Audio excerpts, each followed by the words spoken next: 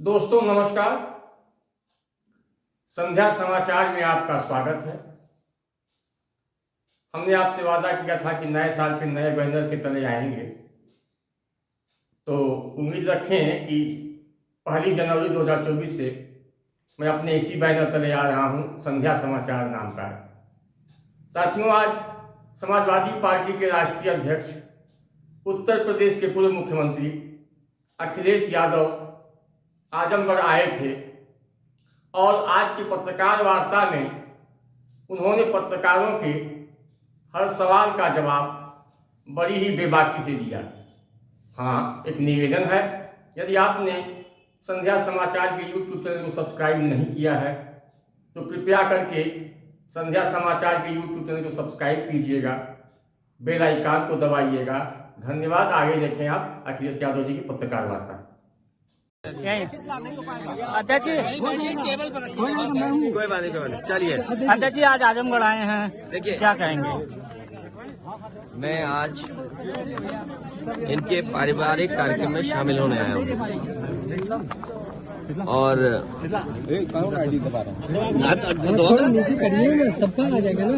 शादी का और पारिवारिक कार्यक्रम में मैं शामिल होने आया हूँ और बधाई देने आया हूँ परिवार को। ये इस गांव में कोई पहली बार नहीं आए और आजमगढ़ में पिछली बार भी जब मैं आया था तो एक शादी में आया था, अगर आपको याद हो, जून में। और लगातार समाजवादी पार्टी कार्यक्रम कर रही है और मुझे उम्मीद है कि आने वाले चुनाव में आजमगढ़ से ऐतिहासिक परिणाम आएगा। ऐतिहासिक परिणाम का इंतजार पूरे देश को भी है। उत्तर प्रदेश आने वाले चुनाव में सबसे बड़ी भूमिका निभाने जा रहा है और मुझे उम्मीद है कि जनता निर्णय लेगी और भारतीय जनता पार्टी का सफाया उत्तर प्रदेश से होगा। इसीलिए कई बार इस बात को समाजवादियों ने भी कहा और गठबंधन की तरफ से इस बात को कहा गया कि उत्तर प्रदेश से बीजेपी को हटाने का मतलब है देश से बीजेपी को हटना।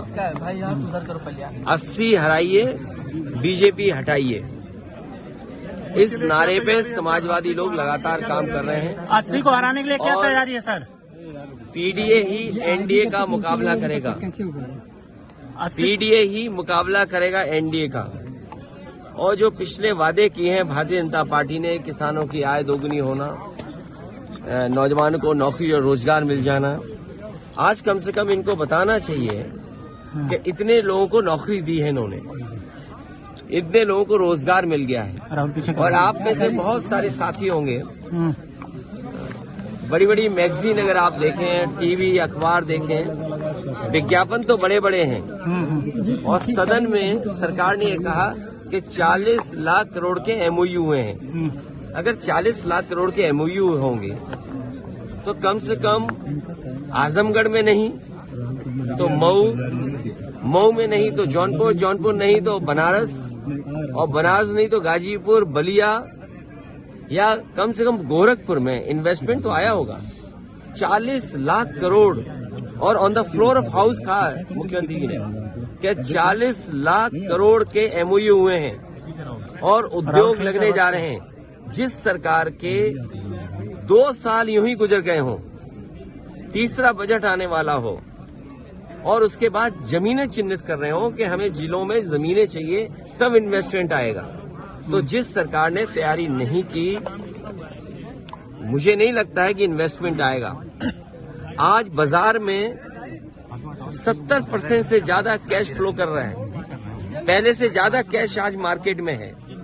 जिन लोगों ने ये कहा कि नोटबंदी होने से भ्रष्टाचार खत्म हो जाएगा, आपने, हमने, सबने तस्वीरें देखी हैं और मैं धन्यवाद देना चाहता हूं तमाम अपने यूट्यूबर्स को और चैनल के लोगों को, जिन्होंने झारखंड में जो पैसा पकड़ा गया उसकी तस्वीरें, उसकी वीडियो दिखाई। तो आखिरकार किसका फेलियर है ये? जो सरकार ने नोटबंदी की हो और उसके बाद 300 करोड़ से ज्यादा पैसा निकले क्या?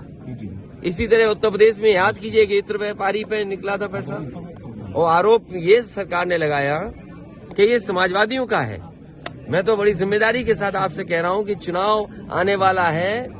ये बीजेपी वालों ने जो आरोप लगाए थे, कम से कम उस इत्र व्यापारी से समाजवादियों की मदद तो कराओ। तो आपकी वो पॉलिसी फेल हो गई, किसान का धान नहीं खरीदा गया, घर घर बेरोजगार बैठे, उन्हें कब नौकरी मिलेगी, और फिर जाति जनगणना कब होगी? सामाजिक न्याय बिना जाति जनगणना के संभव नहीं है। कुछ लोग सब कुछ पा रहे हैं। आप बताइए, वाइस चांसलर के अपॉइंटमेंट में किसको नौकरी मिल रही है? कौन है लोग वाइस चांसलर? कौन अपॉइंट हो रहे हैं? और वाइस चांसलर जिनको अपॉइंट कर रहे हैं वो कौन लोग नौकरी पा रहे हैं? उसका सरकार के पास क्या जवाब है?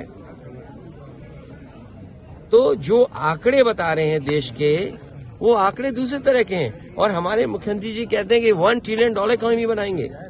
अंग्रेजी में तो इसलिए बोलते हैं कि आपको समझ में नहीं आए। जैसे उन्होंने कहा जीरो टॉलरेंस कानून व्यवस्था में, इसी गांव के आसपास, इसी विधानसभा के आसपास दूसरी विधानसभा में, बताओ एक राज्य टॉलरेंस इनका जीरो हो गया कि नहीं हो गया? और केवल एक घटना नहीं, आप पूरे उत्तर प्रदेश में देख लीजिए कितनी घटनाएं हो रही हैं। और जब एनसीआरबी का आंकड़ा आता है तो उसमें सबसे ज्यादा बेटियां, माताएं, बहनों पे कहीं अन्याय हो रहा है तो उत्तर प्रदेश में हो रहा है। और फिर आप ये क्यों भूल जाते हो? अभी शहीद हुए हैं लोग, हमारे फौजी शहीद हुए, और जब शहीदों का शरीर आया, पार्थिव शरीर आया, तो अधिकारियों के निर्देश ये थे कि उस कॉफिन को खोला नहीं जाएगा क्योंकि उसके अंदर कुछ था ही नहीं। और फिर हमारे आपके रक्षा मंत्री कहाँ गए? उन परिवारों के बीच में बैठने गए जिन परिवारों के सदस्यों की जान ले ली।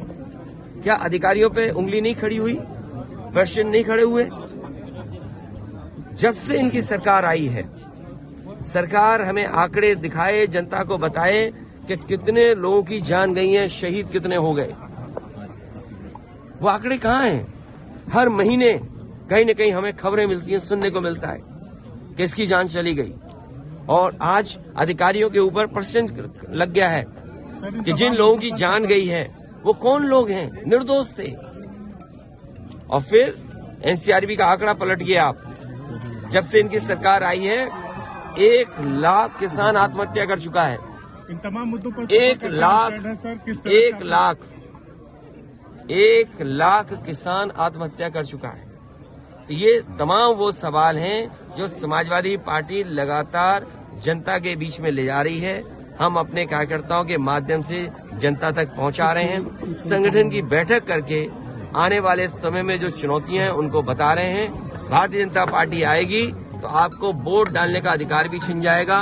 पत्रकार साथियों, सच बोलना, सच चलाना भी आपके लिए मुश्किल हो जाएगा। अगर आपने सच दिखाया तो आप पे मुकदमा हो जाएगा। सीट शेयरिंग पर इंडिया गठबंधन की देखिए, आपके ईवीएम पर देखिए, इधर आपने देखा होगा हर गांव में टीवी या एलईडी वैन चल रही है।